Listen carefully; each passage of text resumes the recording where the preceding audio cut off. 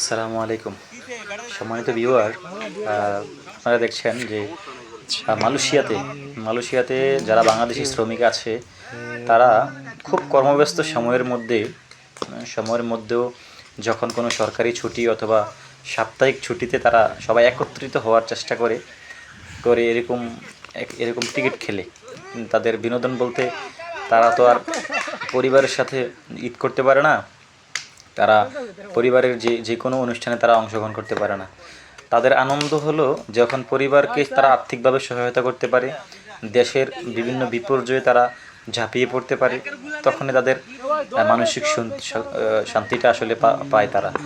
আর এমনিতেই মনে করেন যে সাপ্তাহিক বা মনে করেন যে কোনো সরকারি ছুটি থাকলে তারা এভাবে খেলার আয়োজন করে। ঠিক আছে, এটাই তাদের ক্ষুদ্রতম একটা মানসিক প্রশান্তি। যারা টিকিট খেলে, ওইদিকে দেখেন, ওইদিকে আছে আপনার বিভিন্ন খেলার মাঠ আছে, একের পর এক, তারপরে ভলিবল খেলার মাঠ, এরকম।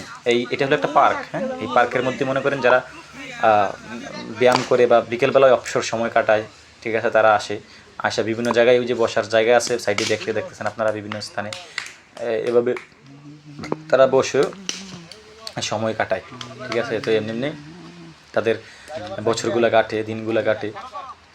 দেখেন তাদের কিন্তু এমনি কোনো এমনিতেই কোনো তাদের নেই যে ও আনন্দের উপলক্ষ নাই।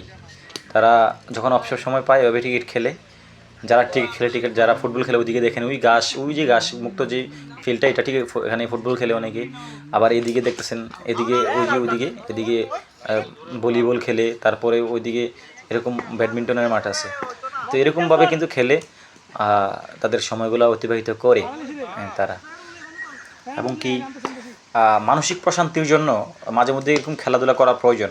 যারা বিভিন্ন দুশ্চিন্তায় ভোগেন, অথবা মনে করেন শারীরিক অসুস্থতা অথবা মানসিক চাপ, পারিবারিক চাপ, রাজনৈতিক চাপ, বিভিন্নভাবে মানুষের চাপ থাকে। তো এই চাপগুলোকে ওভারকাম করার জন্য মানসিক প্রশান্তি প্রয়োজন। তো এই জন্য মাঝে মধ্যে আপনার যেইটা ফেভারিট, আপনি টিকিট খেলতে হবে বিষয়টা এমন না, আপনার যেইটা ফেভারিট মানে ভালো কোনো মানসিক বিনোদন, ঠিক আছে, আর অবশ্যই জুয়া না, মানসিক বিনোদনের জন্য মাঝে মধ্যে খেলাধুলা প্রয়োজন। এই জন্য মাঝে মধ্যে খেলাধুলা করবেন। তো সবাই দোয়া করবেন প্রবাসীদের জন্য। ভালো থাকবেন, সুস্থ থাকবেন, ভিডিওটি দেখতে থাকুন, আর আমাদের সাথে থাকবেন, আমাদের চ্যানেলটি সাবস্ক্রাইব করে। আসসালামু আলাইকুম। ভিডিওটি দেখতে থাকুন।